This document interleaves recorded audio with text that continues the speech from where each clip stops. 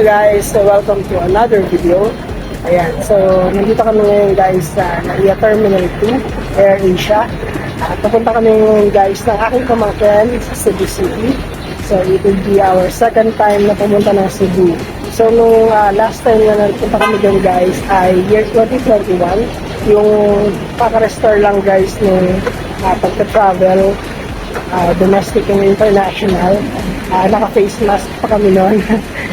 So ngayon na ulit kami makaka-travel sa Cebu.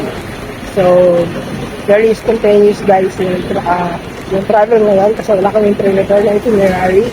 So bahala na kung saan tayo mapunta. Papunta natin doon since na maiksi lang naman yung travel time natin. 3 days 2 nights lang. Ayun, so bahala na kung saan tayo mapadpar.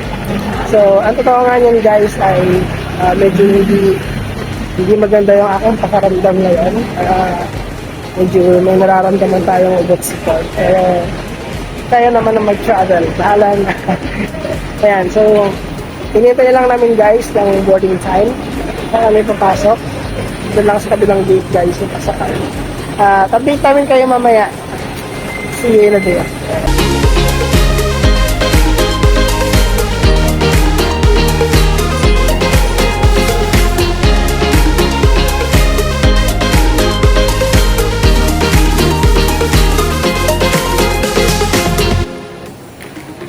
Okay guys, so nandito pa rin kami sa airport. Delayed yung flight namin. So from 8 o'clock naging 9:30 ng gabi. So kumain muna kami sa Jollibee guys. Yung Jollibee dito sa Terminal 2 ay puro take out. Meron lang maliit na pwesto doon. So pwede ka i-get. So yun din kumain. Okay guys.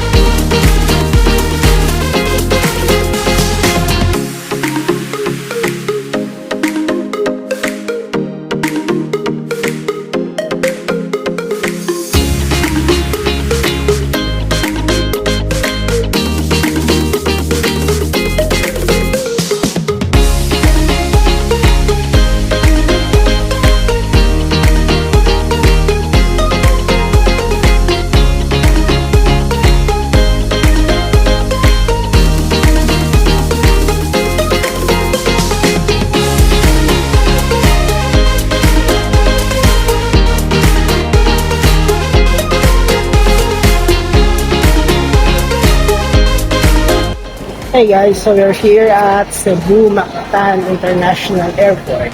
So time check ngayon guys ay 11:30 na ng gabi. Sobrang late na guys. Delayed yung flight.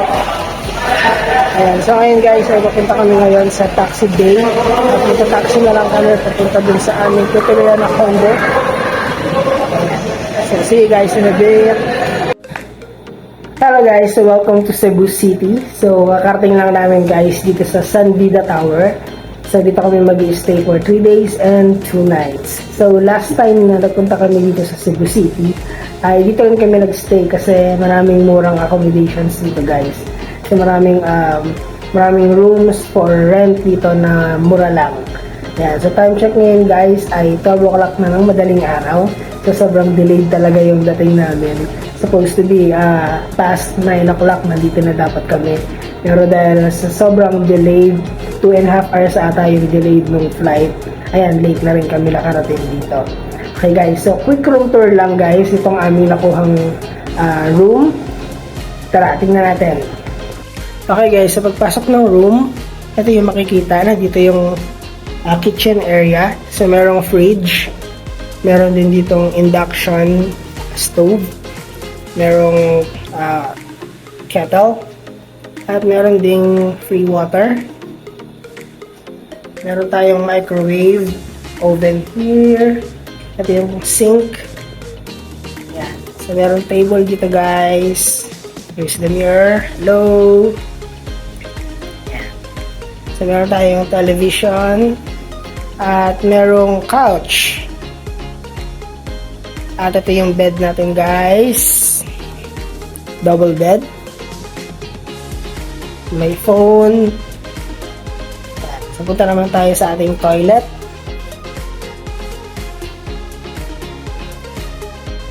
Ayan, so may provided na dalawang towels. May slippers. Yung sink. At ito naman guys, yung shower.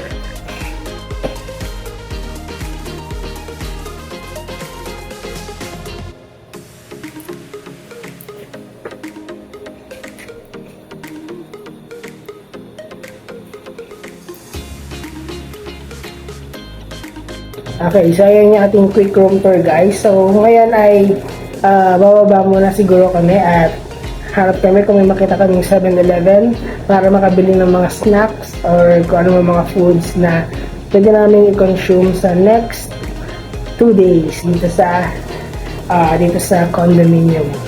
Okay guys, so it's nice to be back here in Cebu City. Tingnan natin kung saan tayo dadalhin ng ating mga paa sa paggagala natin bukas. Ayan. So guys, see you and good night!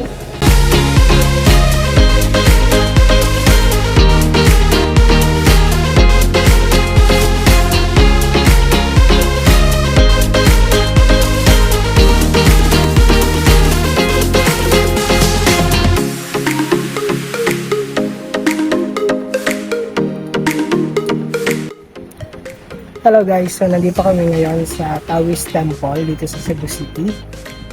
Ayan, sobrang init ngayon guys. Ayan, so nag-grab kami guys papunta dito. So medyo malayo siya.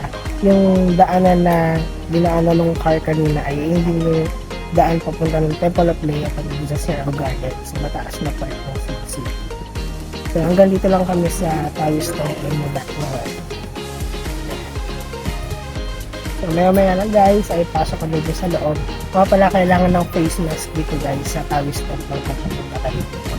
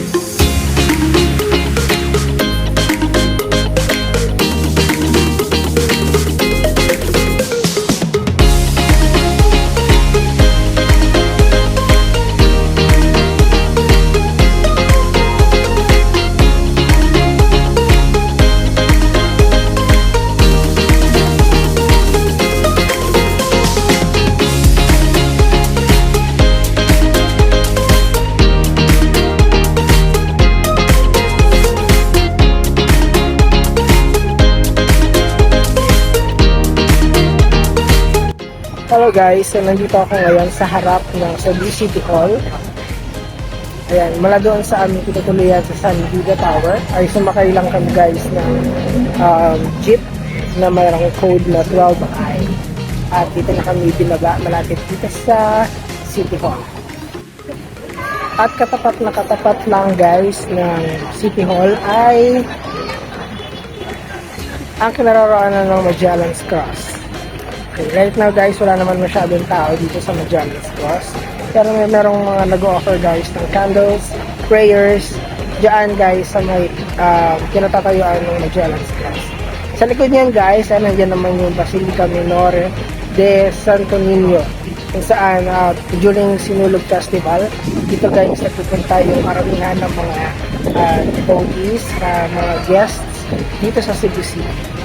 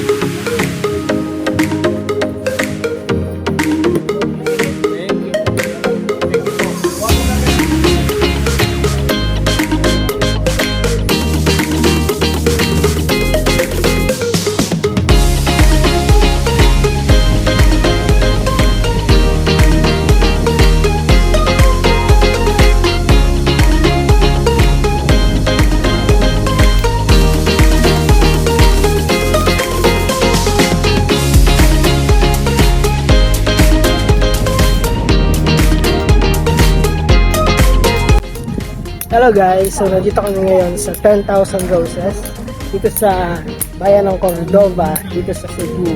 Yeah, so a few kilometers lang siya guys mula sa Cebu City. At mula dun sa aming accommodation guys, sa tapat lang ng SM City ay sumakay kami guys ng van going to Cordova. And then bababa lang guys sa malapit na mall dito, yung Gaisano Mall. And then from there ay pwedeng sumakay ng tri-cab or yung e-bike papunta na dito sa 10,000 Roses. Ayan. So ang 10,000 Roses guys ay Korean owned cafe. Ayan, yung cafe guys ay nandun sa building na yun.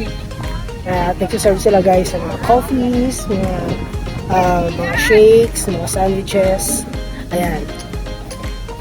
At yung highlight nila dito guys ay ang mga red roses na yan. Sa gabi, sinisindahan nila yan. At makikita yung magandang ilaw ng mga roses. Ayan. Paglabas naman guys nitong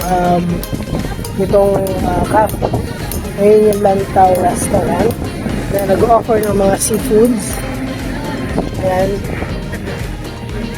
Pwede magpaluto din guys ng mga pagkain dyan, mga fresh seafoods. At meron na rin sila mga ready na mga ready to serve na mga pagkain. Maganda pumunta dito guys kapag hapon or kapag sunset, kapag hindi na mainit ang araw. Kasi last time na nagpunta kami dito guys, 11 o'clock ng umaga, sobrang tirik ng araw at napakainit. Kaya hindi namin masyado na-enjoy yung pagpipicture namin dito. So ngayon ay maganda. At mas maraming tao guys pag hapon. Mas maraming pumupunta pag hapon. Ang entrance fee pala dito guys sa 10,000 Roses ay 20 pesos lang. Regular yan, regular ticket for adults.